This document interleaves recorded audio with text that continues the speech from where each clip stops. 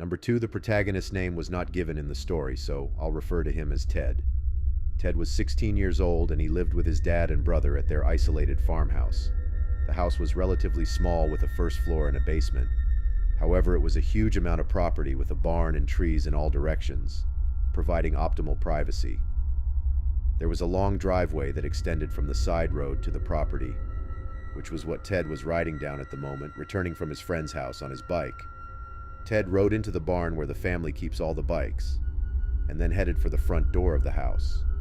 However, on his way, he noticed the basement doors were wide open. Not seeing any cars in the driveway, Ted assumed it was his little brother, who for whatever reason left them open.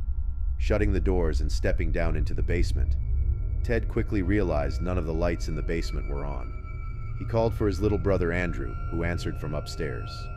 Andrew came rushing downstairs, turning on the light on the way. The first thing Andrew pointed out was the foul stench in the basement, but Ted said he couldn't notice anything. Ted questioned Andrew as to why he opened the basement doors and then left them that way. His response was, "I didn't." Ted continually accused him of either lying or forgetting, but Andrew swore he hadn't even been in the basement all nights. The disturbing thought that it was left unlocked and somebody entered the house came up, and the two subsequently turned the basement practically upside down, looking for anyone turning up. Nothing. Andrew said he had been in the living room all night and hadn't heard anything. Plus, he would have noticed if somebody had come upstairs. So Ted felt at ease knowing nobody was in the house. He sat down on the basement couch and started watching TV. That's when he noticed the couch felt kind of weird, less soft than usual. He got up and lifted one of the cushions and screamed.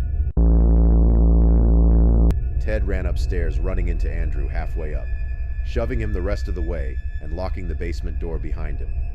When his head could finally get some words out, he told Andrew. He found a dead body stuffed below the cushions of the basement couch. The body was later determined to be that of their closest neighbor, George, whose wife had also gone missing a few days prior. As far as Ted and his family knew at the time of the posting of this story, the culprit was never found.